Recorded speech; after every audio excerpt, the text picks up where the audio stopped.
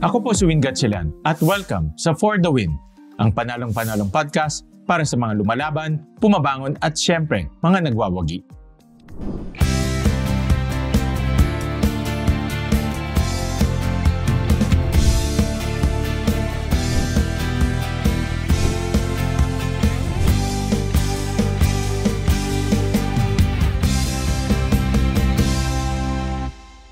Anong naiisip mo kapag nababanggit ang punerarya? Lungkot? Endings? Sabi nila, ang punerarya ang lugar ng pamamaalam. Pero pwede rin pala itong lugar ng pagsisimula. Mga ka-win-win, in today's episode of our podcast, maririnig natin kung paano ang mga wakas na kinakatakutan natin, doon pala nagsisimula ang panalo. Ang guest natin today ay dating junk collector, naging funeral director, at ngayon barangay captain pa. Sa true-to-life story niya, ang patapong sitwasyon ay pwedeng gawing winning inspiration. Ito na siya, Barangay Captain Romeo Buding Balahadya. Magandang hapon, Cap.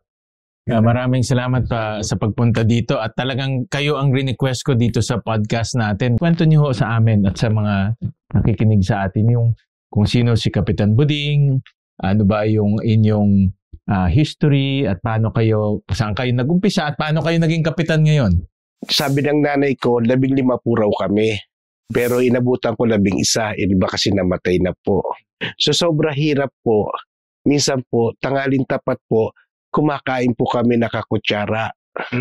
Kasi po kaya nakakutsara po kami, dala po ng kahirapan, lugaw yung kinakain namin, di po pwede kamayin. Yun po nangyari po. Sa ngayon po, sa buhay ko ngayon, medyo 3 beses na po ako kumakain. Dati 1 beses lang? Nangyari po yun. Nangyari 1 beses. Po, nung alam ko pa po, minsan po, hapunan, 1 beses lang po kami kumain, gawa po na nanay ko nagbilad ng kanin para patigasin, para gawin kape. Yung kanin po yun, naging matigas na po. Isasangag na po ng nanay ko po yun. Gagawin niyang itim na itim po yun. Pag maitim na po, lalagyan po niya ng tubig. Pag nilagyan niya po ng tubig, doon na po kami yun, iinumin po namin, lalagyan po ng asukal para yun, uminit po yung tiyan namin. Ilan taong ka nyo nun? Baka mga 7, ganun, 8, ganun po. Nung medyo lumaki-laki na ako po, edad ko nung 16, 17, sinama ko ng kuya ko, si Edwin. Nag-scrap, natuto ko mag-scrap. Nung natuto po ako nag-scrap po, sunod, meron naman patay sa amin, bata, bata po, tumatawad po ako sa kababata kong may pununarya. Sabi ko, Mrs. punta mo si pare na tawad na 1,000. Ayaw po patawarin Mrs. ko. Di ako napagbigyan ng kumpari ko, kababata ko. Humingi ako ng tulong sa Diyos. 5 buwan, binigay sa akin. Nagkaroon ako punarya. Nagtayo kayo sa sariling punerarya. Dahil hindi kayo binigyan ng discount. Nagtayo kayo ng sarili niyong punerarya. Pero yung discount naman na hinihingi niyo, hindi para sa inyo yun, di ba? Para sa namatayan. Sa namatayan. Dahil sa, I guess, dahil sa hirap rin, hinihingan niyo ng discount. Opo. So nagtayo kayo ng sariling punerarya. Pero nakwento nyo sa akin, yung punerarya nyo may paniniwala rin, di ba? Na hindi to ordinaryong punerarya. Sabi nyo, pagbata, hindi nyo napababayarin. Opo, sir. Yun ang naging parang prinsipyo nyo. Pagbata ang namatay, wala pong bayad. Walang bayad na. Walang bayad na. Wala pong bayad. Kaya yung naging nyo, yung kumbaga, naging paniniwala nyo. Opo. Yun. Para ko bang panata. Parang naging panata nyo. Panata ko. Pagbata, tuloy libing, libre, bigyan ko casket. Yun. Kumbaga, yun ang naging dahilan kung bakit nyo naisipan magpatayo ng sariling punerarya. Totoo po yan, Senador. Opo.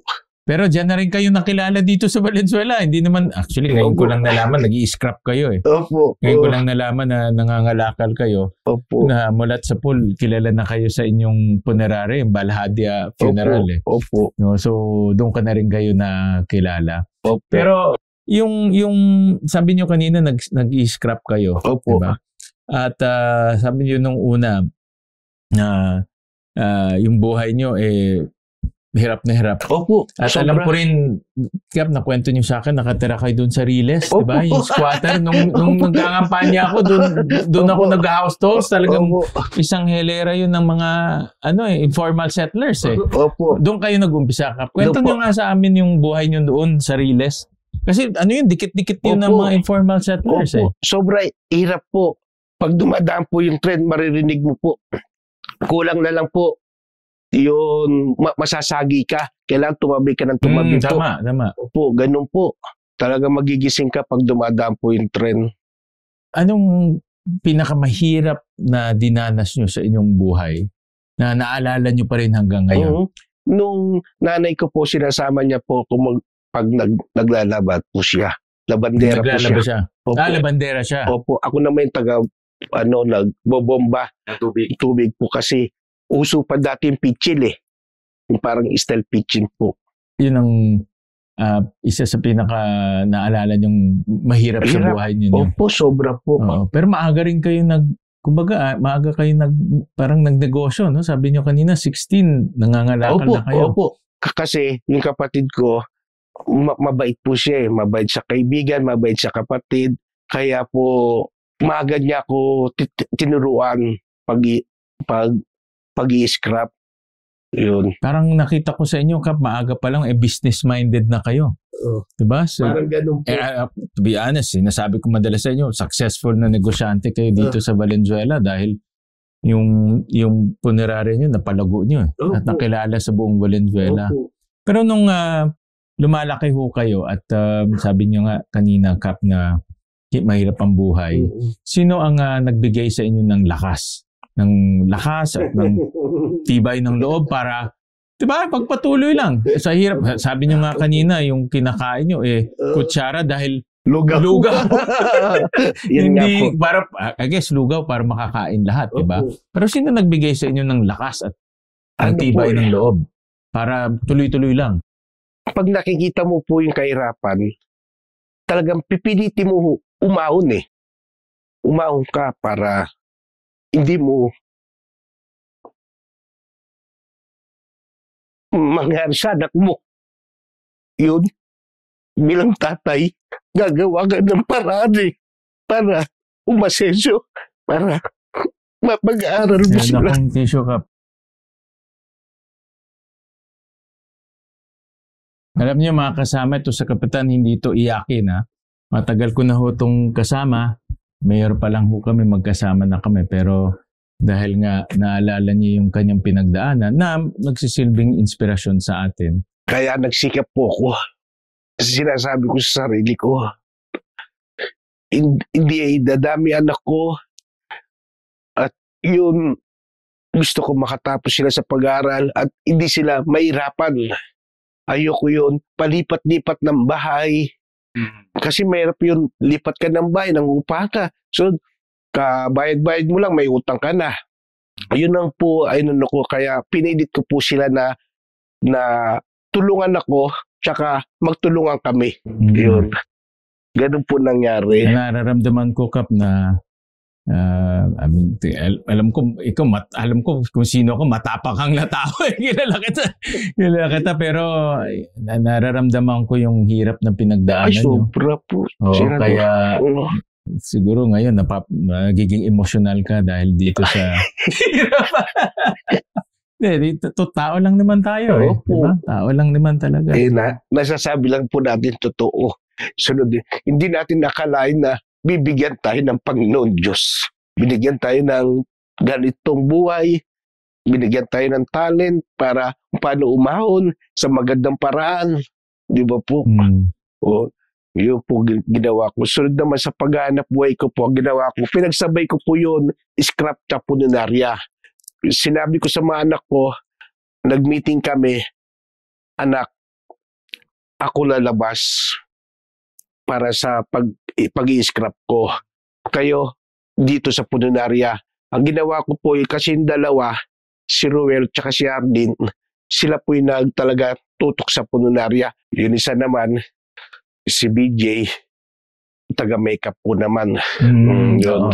Siya yata nag-makeup kay Kagawad Kisha eh. Opo. Yung Sona. Opo, siya po yun. Sabi ko yung makeup niya parang nakikita ko sa punerarya niyo eh. Magkasama kami ni Kagawad Tisha sa Sona. Nabanggit niya. Sabi ko, hindi naman siya mukhang nasa Ataol. No? Napatawa ko lang kayo, Kap. Napatawa ko lang kayo. Kap, yung nabanggit niyo lang kanina na pinangako niyo sa sarili niyo, hindi kayo magkakaroon ng maraming anak. Ano ba naranasan niyo sa maraming magkakapatid? Di ba mas maraming kapatid, mas masaya? Oo, pero parang iba yung inyong pag-iisip. Hindi po, kasi po mayroon po maraming magkakapatid. Nandiyan po yun sa pagkain. Iain mo, meron kang anak na magulang. Ibig ko sabihin magulang, wise. Yung ulam, ilalagay sa kanin, tatago. Sunod yun iba, walang ulam.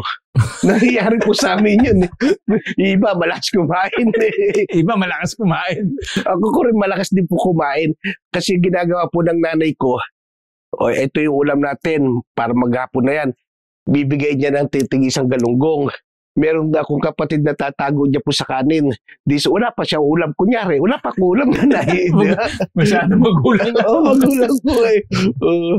Yun. Kaya naisip nyo na dapat mag-family planning. Opo. No? Dahil nga, mahirap naman talaga. Lalo na kung ang pamilya ay mahirap. No?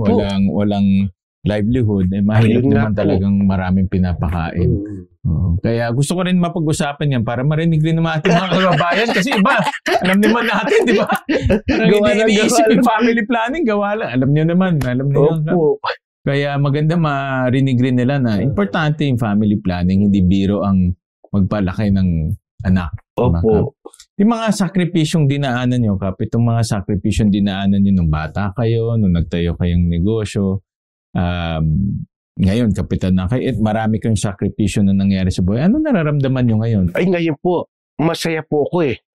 Naging kagawad ako, naging kapitan ako. Kasi nung kagawad po ako, pag kumikita po ako, bumibili agad ako 10 kaban na bigas. Yung 10 kaban na bigas po yun, gagawin ko tigli 5 kilo. Ipamimigay ko sa nasasakupan ko sa Malinta. Susunod na naman linggo, pag kumita ko, gano'n na naman po ginagawa ko. Yun, bibigyan ko na ng bigas. Pag oras ako kumita, gano'n ang nasa isip ko. Yun, makatulong kahit 5 kilo lang to o 3 kilo lang to. Yun. Kaya alos mga taga Malinta nabigyan ko nung kagawad ako. Yun. Yun po. Kaya nagusto po nila ako. Dan naramdaman po na naman nila na yung tungkulin ko bilang kagawad, ginagawa ko. Tsaka meron puso at malasakit. Yun, sa kapwa. Kasi galing kayo sa hirap eh. Opo. Alam niyo yung nararamdaman din nila, di ba? Alam niyo yun ang kagandahan sa inyo, Kap. Opo. Balik tayo, Kap, doon sa negosyo niyong punerarya. Kasi kakaibang negosyong punerarya. Unang-una, hindi naman lahat ay nakakaisip ng ganun na negosyo. Opo. Ano yung hirap na dinanas niyo para itayo itong negosyong to? Inuman tayo, may nakwento kayo na minsan nakakatabi yung patay. Ano po yun? Diba? Yung stretcher po, masikip po yung dadaanan namin. Kailangan po itatagilid. Ang sabi po ng pamilya, dahan-dahan lang ha. Ang ginawa ko, baka magdustos eh. Para baka bumaba eh. Niyakap ko po. First time ko palang na kumuha ang patay po yun. Wala pa ako sasakyan yun. Yun. Arkina lang po. Yun. Iniyakap ko ganun. Talaga pinakita ko talaga sa may-ari ng patay, meron akong malasakit sa patay nila. Yun. Ganun. Yun. Nauwi po namin yun. Na okay naman po sila. Okay naman din po pagsiservice namin. Nagustuhan po. Pero ano yung mga challenges, mga hamon na hinarap nyo para ma-set up itong negosyo? Ngayon, maganda na yung takbo. No? Noong una, mahirap yun. Ano yung mga challenges? Ano po? Nandiyan po yun, mautang ka ng casket, utang ka ng gamit, yun. Ganun po nangyari po minsan. Sunod, pag nagkakaroon kami ng meeting ng mga punonarya, nandun yung pagsasalitaan ka. ikaw buding kulang na lang pinamimigay mo at taon mo. Kasi mababaw po tayo mag-service, yun, tawag na, yun, magsingil. Yun, ganun po. Kilala kayong madaling kausap, sabi ni Vice Mayor Marlon eh. Kung tinawagan kayo, dahil kaharap niyo yung pamilya na humingi ng discount, oo kayo kaagad. Opo. Kasi naman po, ako po, Senador Sherwin Gatchalian po, hindi ko po pinapahirapan po yung tao. Papayag ka rin, aarte-arte ka, papakipot ka, papayag ka rin, di ba po? Di oo ka na agad. Oo, sabi ni Vice Mayor Marlon, natandaan ko, basta isang tawag sa'yo. Oh, yes sir, discount ka agad eh. Yan rin nakita ng mga kababayan natin dito sa Valenzuela, di ba? Kaya kayo nakilala buong Valenzuela ngayon, kapitan na kayo dahil sa madali kayong kausap. Opo. Oh, walang patayan ng channel ha. Kapit lang. Babalik ang For the Win. Kung ang bata maaga nag-aaral, mas maganda yung kanyang performance pagdating sa elementary. Pinasa namin yung ECCD law para palawakin pa yung ating mga daycare centers para mabigyan ng oportunidad yung ating mga bata makapag-aral ng maaga. Kasama sa early childhood education ang pagbabasa at pagbibilang. Ito yung tinatawag nating foundational skills ng isang bata. Napakalaga ang papel ng mga magulang natin dahil ang child development centers naman 2 hours to 3 hours a day. So yung ibang mga oras dito na papasok ng ating mga magulang. Importante rin na natitrain yung ating mga magulang. Turuan yung kanilang mga anak sa pagbabasa, ng bilang, 1, 2, 3, 4, 5. Of course, lahat ito in a play style. No? Naglalaro yung bata, nag-e-enjoy. Hindi lang yung nakaupo sa classroom. Importante rin na nag-e-enjoy yung bata sa pag-aaral. Malaki tiwala ko dito sa bagong Early Childhood Care and Development Law kung saan ang local government units natin ang in charge na sa pagpapalawak ng mga child development centers. Dahil dito, sa batas na ito, mas magiging malawak na ngayon ang ating early childhood education at mas matututukan na yung mga pangangailangan ng mga bata. Kasama pa rin natin dito sa For the Win, si Kapitan Buding, na buhay ang kwento ng tagumpay at serbisyo sa barangay. Yung ano naman, Kapitan Buding, yung ngayon, asenso na kayo, mga anak niyo nakapag-aral, successful sila lahat. Opo. Ano yung, nung naging matagumpay yung inyong pamumuhay, anong unang-unang binili niyong bagay na sasabihin niyo sa sarili niyo, ito ang patunay ng aking tagumpay? Yung nga, ano yung unang-unang binili niyo? Ano po, lupa po.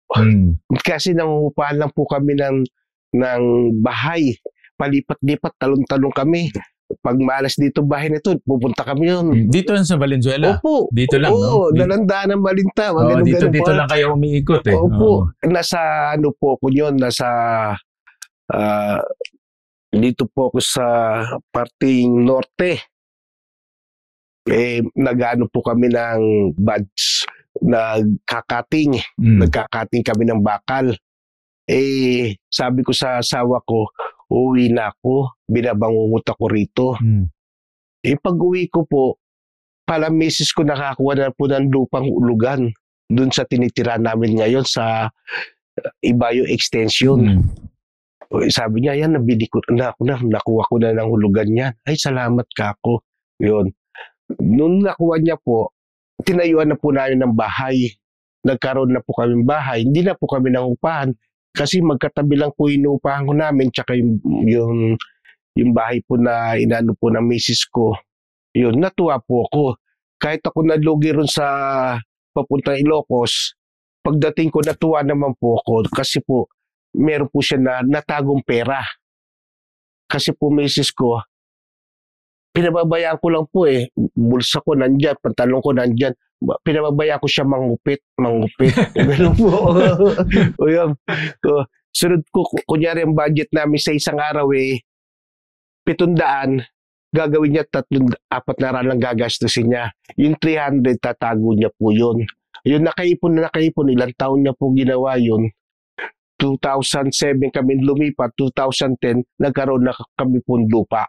Yun. Pero hindi naman hindi naman luho yun para sa pamilya na rin yun, di ba? Opo. Yung lupa, parang puhunan na nga yun Opo. Parang puhunan na. Yun na po. So 2010 natayo na po namin. Biro nyo, 3 taon lang na bili niya agad. Yung ganun po. Kaya nga sa mga mga gustong magnegosyo na katulad ninyo, importante na yung kita nila huwag pupunta sa luho, pupunta sa mga investment kagaya ng lupa. Kasi yun. Yung maganda po yun. Maganda po yun. Parang ano rin yun eh. Parang investment yun eh. Tama po, sir. Sabi nga nila yung mga punerary raw ay parang huling hantungan, diba? Huling kabanata. Opo. Pero sa inyo yung punerarya naging pagbubukas ng bagong landas eh. No? Lalo na pumasok kayo sa serbisyo publiko. Opo. So paano kayo from punerarya, scrapping, punerarya, tapos na pumasok kayo sa public service? Ay, katulad po ngayon to, sa pag-i-scrap ko po, okay naman, meron po akong tao. So naman sa pagpunarya ko po, mga anak ko po, si Roel at si Arlene, sila po yun nakatutok ngayon po. Sir, paano nyo naisipan pumasok sa public service? Ano po alam ko nagkagawad, nagsabay pa tayo ng mayor ako. Opo. Pero paano nyo naisipan na wala po akong balak nga po, Senador eh. Kaya lang po si Popoy, ano niya po si Kapitan Popoy. Si Kapitan Popoy po, yun. Na ano niya po ko, yun. Kaya naging tuloy-tuloy na po. Sabi ko nga, naging kagawad po ako, iningi ko sa Diyos na maging kapitan ako. Sabi ko, pag ako naging kapitan, ipapakita ko talaga yung public servant. Yun. Sa totoo nga lang nga po baka absent ko magdadalawang taon na ako. Hindi pa mapuno tong 5 daliri ko Kasi po lagi ako pumapasok. Kasi para yung mga tao mamaya ng Malinta, meron silang maabutan na kapitan. Meron silang makakausap o madadaingan. Ganun po ako. Pag trabaho po ako Pag natapos ng trabaho, di pahinga ka. Ganun po yun aking ginagawa sa ngayon. From kalakal, ngayon naging kapitan kayo. Opo. Ano ba yung mga natutunan nyo sa buhay ninyo na nung una nangangalakal lang kayo, nag-i-scrap lang. Opo. Ngayon, kapitan na kayo. Kayo ang ama ng barangay. Ano yung mga natutunan nyo sa buhay dito sa mga pinagdaanan ninyo? Marami po ako natututunan. Unang-una, marami ka makikilala ng matataas na tao. Sunod, pangalawa, marami ka magiging kaibigan. Sunod, pangatlo, marami ka matutulungan sa kapwa mo na kung meron ka itutulong. Kahit wala na nga po, meron pa tayo. Bawal po sa akin na wala Kakaramihan, puro tayo, oo. Totoo yan. Bawal po yun, umiding ka Puro tango po. Oo. Pero doon sa mga taong gustong pumasok sa serbisyo, anong mapapayo mo sa kanila? Ang mapapayo ko lang po, kailangan po gumawa tayong tama, na maganda, maging honest po tayo sa atin mga, kung meron tayong budget, ilagay natin sa tama. Talagang dapat tapat. Tapat sa tao. Na po. Kahit tapat na po kayo, marami pa rin sa'yo sa social media, titirahin ka. Kahit tapat ka na po, nakagawa ka na ng mabuti, mali pa rin po sa kanila Actually, Kapitan, yan ang pinag-uusapan nga namin kanina ng mga kasamahan natin na dito sa trabaho natin, dapat handa tayo na may bashers. Hindi mawawala yan. Totoo po yun. Paano nyo hinahandling ganun? Paano nyo, lalo na sa kapitan, kasi mas malapit kayo sa tao Paano nyo hinahandle yung mga ganun? Hinaharap ko po sila. Minsan, sabihin ko sa sekretary ko, sige, ano mo yan? Magtanong ka sa attorney ko na ano dapat yan gawin. Yung talagang sumasobra na yung ginagawa nila. Nga magdadalawang taon na po ako, tinitira pa rin ako. Pero minsan marami rin, hindi lang naman isang tao, minsan marami paano nyo hinahandle? Ako, ganun, lalo na ako, buong bansa. Minsan nababaliktad po sila. Sila tuloy na nasasaktan dahil bumabalik sa kanila yung mga pinopost nila. Ganun po. Kap, alam ng lahat na kayo ay dead serious sa trabaho. Pagdating sa trabaho, talagang seryoso kayo. Opo. Ano yung ang pagpupunerarya at saka pag yung nag-i-scrap o nangangalakal, negosyo yan. Ano ba yung mga daladalan yung mga prinsipyo sa negosyo sa pagiging public servant, pagiging lingkod bayan? Sa negosyo, importante yung disiplina. Opo. Sa barangay ba, pinapatupad nyo rin ang disiplina sa barangay? Meron po tayo na curfew, katulad sa mga... May curfew kayo ngayon? Opo, hanggang alas 10 lang po yung mga kabataan. Kailangan mga kabataan, uwi na po sa kanilang bahay. Kapitan, balik tayo dun sa inyong negosyo dahil sabi ko nga kakaiba. Meron ba kayong nakukuhang reward sa pagpapalugi? Kasi kilala nga kayo, galante kayo magbigay ng discount. Minsan tingin ko nga, hindi na kayo kumikita. Oo. Diba? Minsan po nangyari po, lalo tulilibing, lugi ka na po talaga. Lalo na ngayon, kapitan kayo, tingin ko halos lahat siguro lugi na. Hindi naman po. Meron ba kayo nakukuhang reward sa Wala ganyan? Po. Ano bang nararamdaman nyo? Nararamdaman lang namin pag sinabi ng mga tao, salamat thank you Hindi kita makakalimutan hanggang na ako nabubuhay. Ngayon na kayo ang kapitan, kayo ang ama ng barangay. Opo. Ano mapapayo nyo sa mga kabataan? Diba? Yung mga Gen Z. Diba? Alam, pinag-uusapan natin ito, Kap, na ang botante ngayon, bata na Opo. Iba na.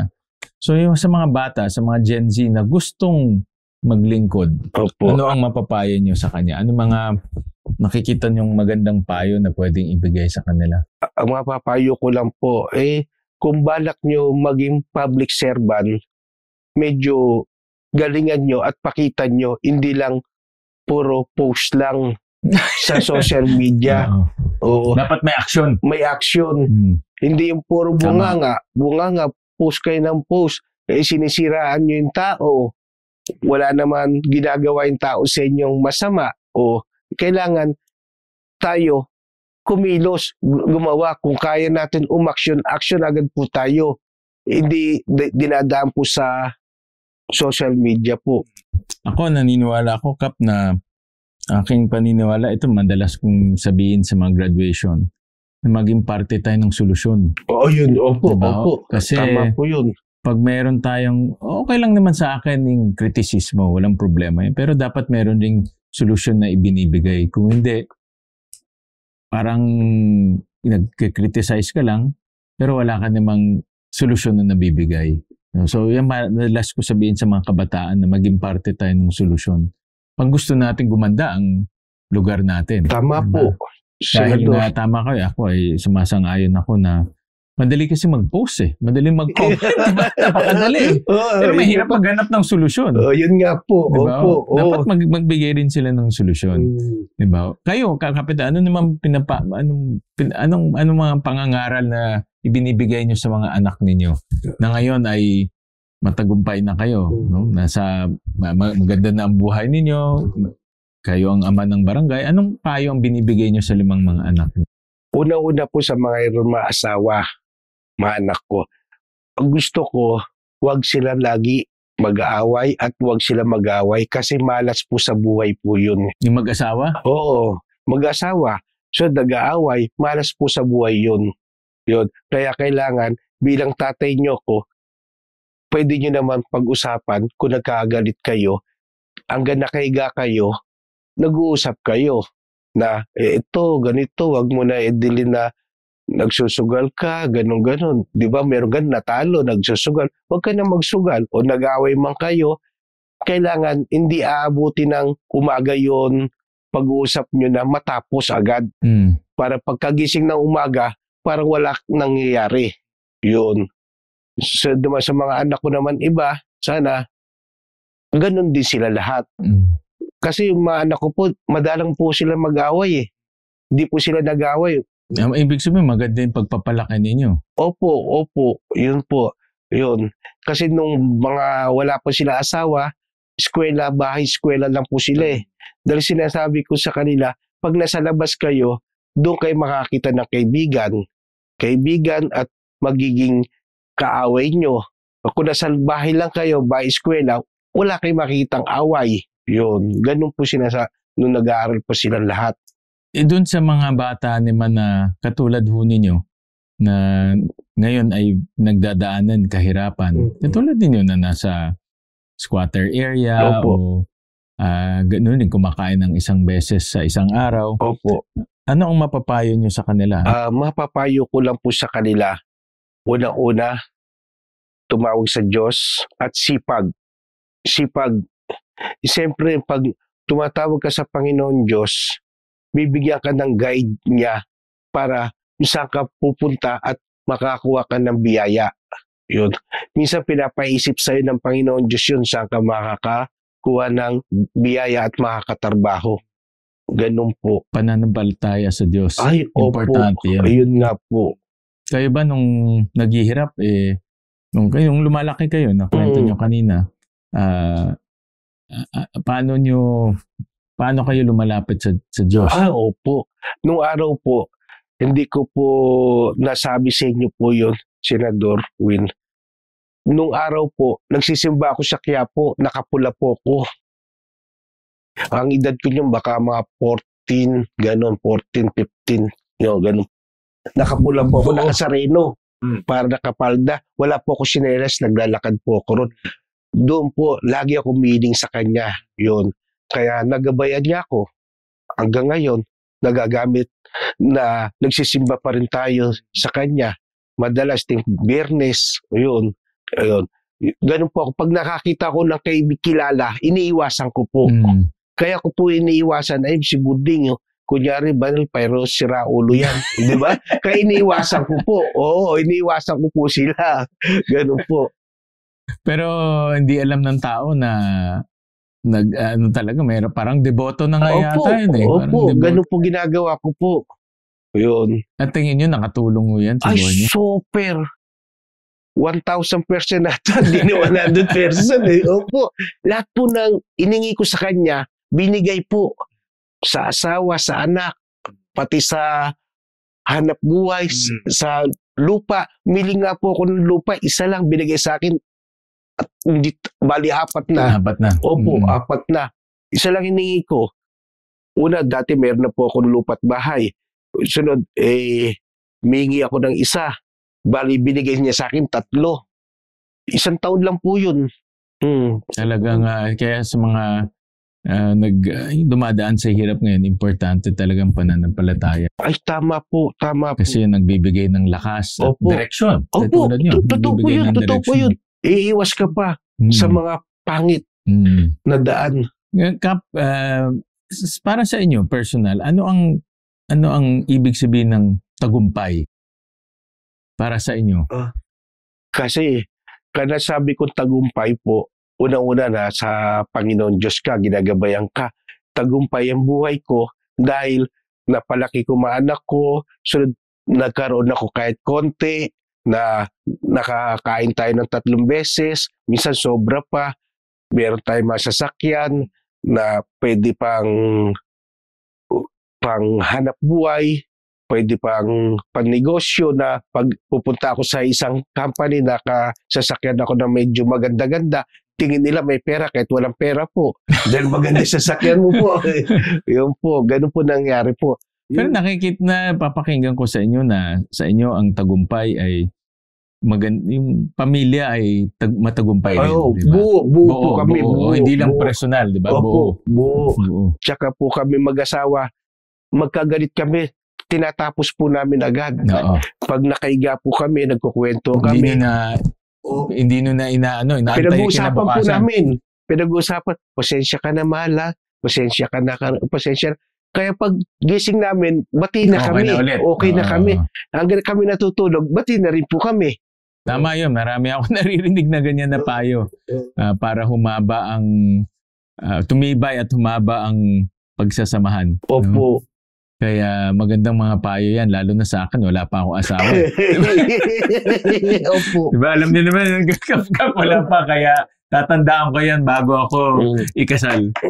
Pero Kapitan, maraming salamat sa pagpunta niyo dito. Maraming salamat sa inyong serbisyo sa Barangay Malinta. Opo. Alam ko, mayor pa ako, magkasama na tayo. Opo, alam ko, ikaw ay isa sa pinakamadaling kausap, madaling lapitan. Totoo yun, ha? Hindi lang yung madaling lapitan, mahirap hanapin. Sa inyo talaga madaling lapitan, nagbibigay pa ng discount. Opo. Kaya maraming salamat sa inyong pagpunta. Thank you. From rest in peace to rise to lead. Sana hindi malibing sa limot ang life lesson na narinig natin today. Ang wakas pwede gawing panalo. Kaya huwag kang mag-goodbye sa pangarap mo. Ako po si Win Gatchalian at sa bawat pagsubok sa buhay, lagi niyo pong tandaan, manali ka, laban lang for the win.